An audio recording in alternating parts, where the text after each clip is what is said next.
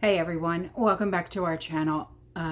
If you're new here, please subscribe. I'd really love that. If you're returning, how you doing today? Okay, listen. Yesterday or the day before yesterday or something like that, I had put up a video and I had said to you to be quiet about what you have. Okay? Because of what is being said about not being able to have more than a 2-week supply, and if it's found out, all right. So I had spoken about this, and because I was on the phone with Trish, okay, just a few minutes ago, and she reminded me. She's just like, you spoke about this already in the video Force Majeure. So if you want to go back and watch that video, Force Majeure, I'll leave the link in the description box below. Okay? But I will go back because I still have everything. And I will reiterate what I said exactly. Okay?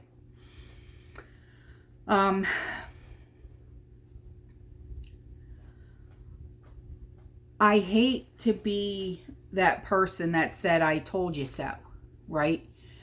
But I want to make sure you guys are literally 100% or to the best of your ability prepared and also able to put your stuff away. You know what I mean? You know that I have had trouble trying to put my stuff away. So I had to find alternatives, like under my beds, you know, stuff like that, right? So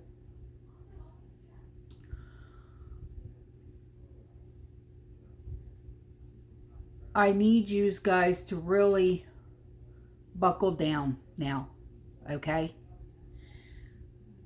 Let me put it to you this way. Over the past year,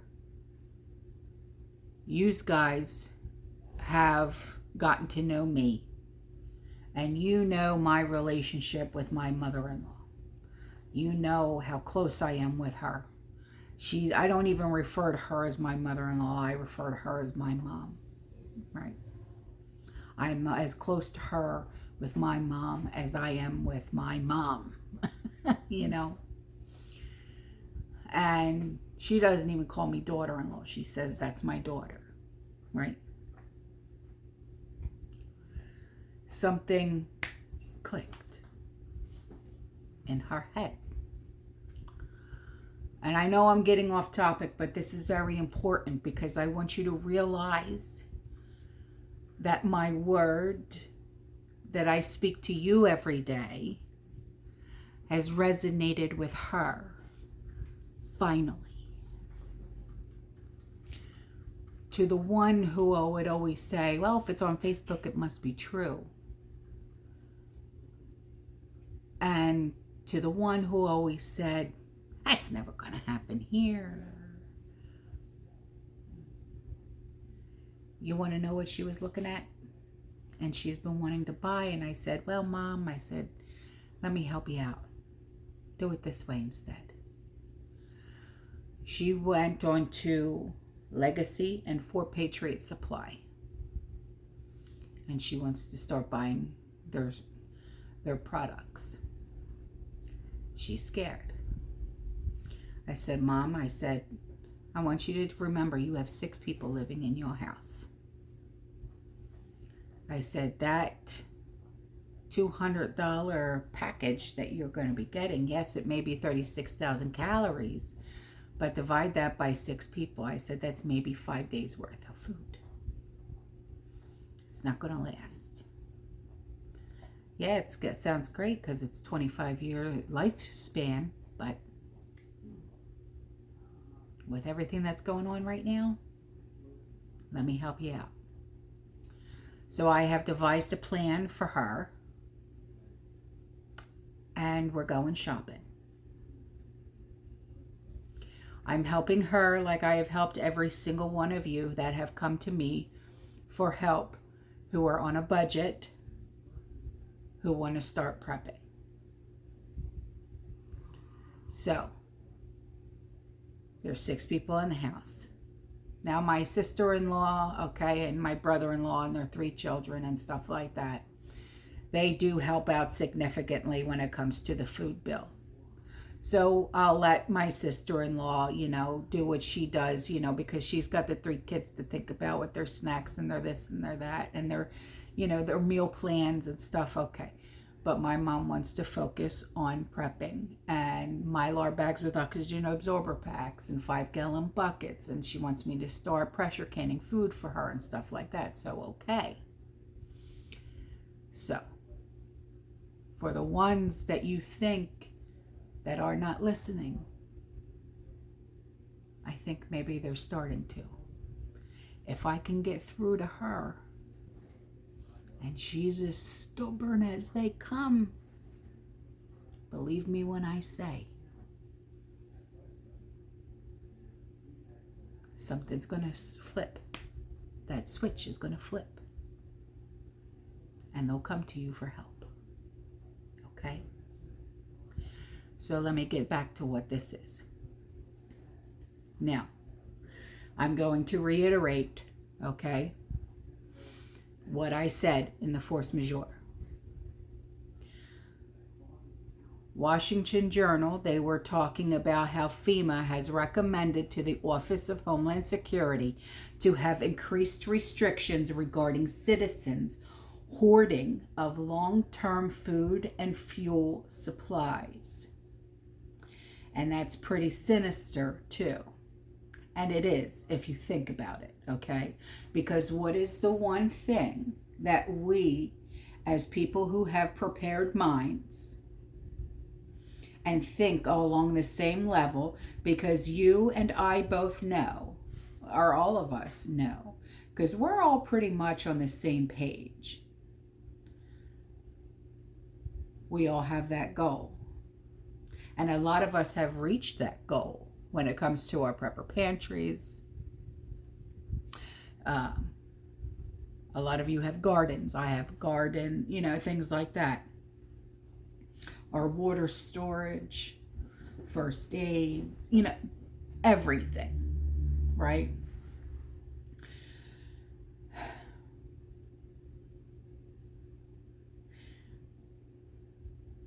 They're now considering this to be hoarding. You know and I know that it's not.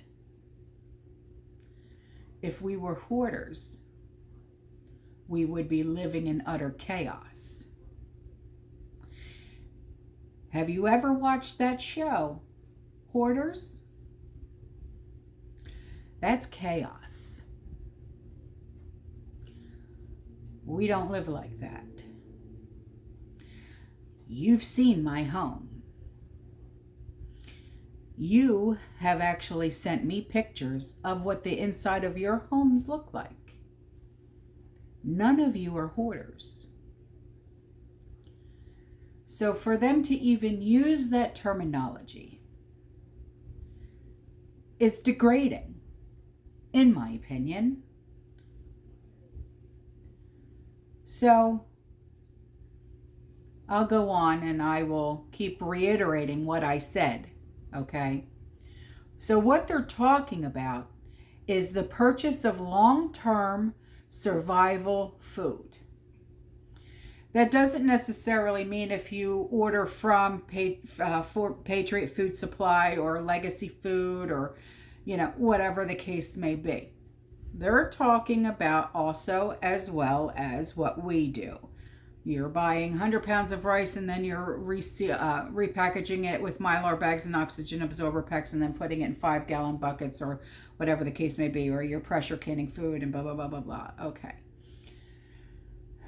Did they ever take into consideration that their grandparents, their great-grandparents, and so on and so forth also lived this lifestyle?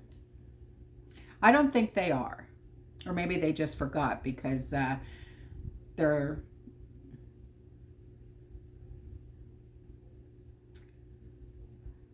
I'll go on. I want to be nice, right? So FEMA was talking about some sort of restriction preventing people from accumulating food stores. So not that we're going into food stores and trying to accumulate that. What they're saying is that we have in our homes our own stores. No, that's not what we have. What we have is food to feed our families. They are taking what we have, picking it apart, and using it for their own agenda.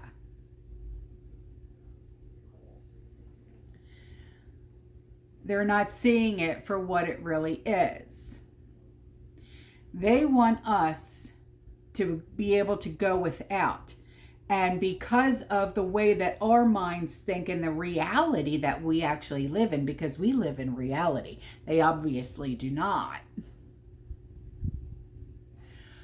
And because of the kind of people that we are, we don't ever want to see our families ever go without. I don't want my son to ever go hungry, regardless. He's 23 years old. That does not matter. I still have a 7-year-old nephew, an 11-year-old niece. I don't want them to ever be hungry. Do you want your children or grandchildren to ever be hungry? I didn't think so. But see, these sons of bitches don't care. Because guess what? They're not the ones that are going to be going hungry. You are. So they want restrictions in place. So what do? We don't hoard. We prepare. We stockpile. We don't have stores in our homes. No. We have a supply so we can make sure that our families will never go hungry.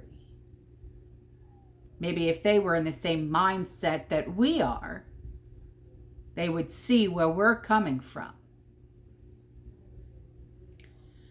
But the second point was to increase restrictions that already exist. They were recommending even tighter restrictions on citizens building their own private underground storage tanks for the purposes of long-term storage of fuel on their own property.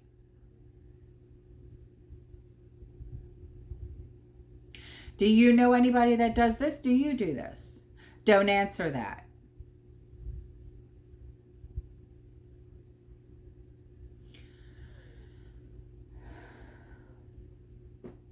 Do you have any gas cans in your garage for your lawnmower? Because guess what? They want to take that. They want that. That's theirs now.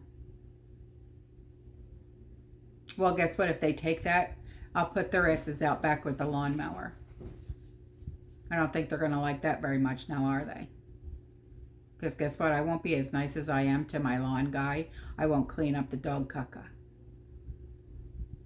I'll let them step in it.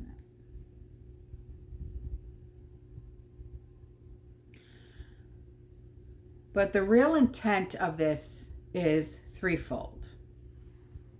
One, to restrict citizens' ability to hoard food. But then again, there's that word, hoard. We're not hoarding. Damn it.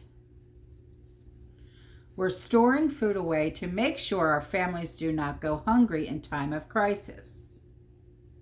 2, restrict citizens' ability to hoard long-term storage for fuel. Well, like my gas cans out in my garage, I use them for my generator.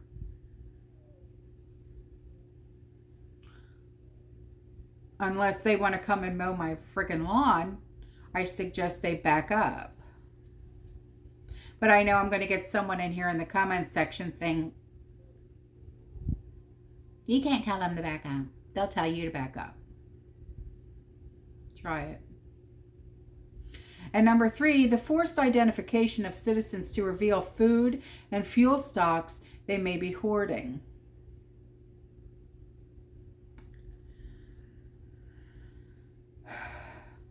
Reveal what? If you can't find it, it's not really there, is it? So this is what I mean. If you can store it, let's do that. Let's work on that, okay? If you have basements, utilize them. If you say, well, it's full of this and that and this and that, get rid of the this and that. Okay? Unless it's like a family heirloom that obviously cannot be replaced. But, I mean, if it's just loaded with just shit and old furniture, get rid of it. Okay? Seriously. Because things are going to get so serious that you're going to wish that you got rid of that old freaking couch that's been in the basement collecting dust and there's spiders crawling in it. So, do yourself a favor and start working on your solutions for your storage so things cannot be seen. So, and that, in my opinion, is the real essence. The government wanted to keep this secret, having the FEMA supply restrictions angle put into the equation because they knew how people would interpret it. Right, how they would interpret it, but then you get people like us who actually see what it actually is. They have tried to use environmental legislation to restrict people's ability to build fuel storage facilities on their own properties to get around what the true intent of that was.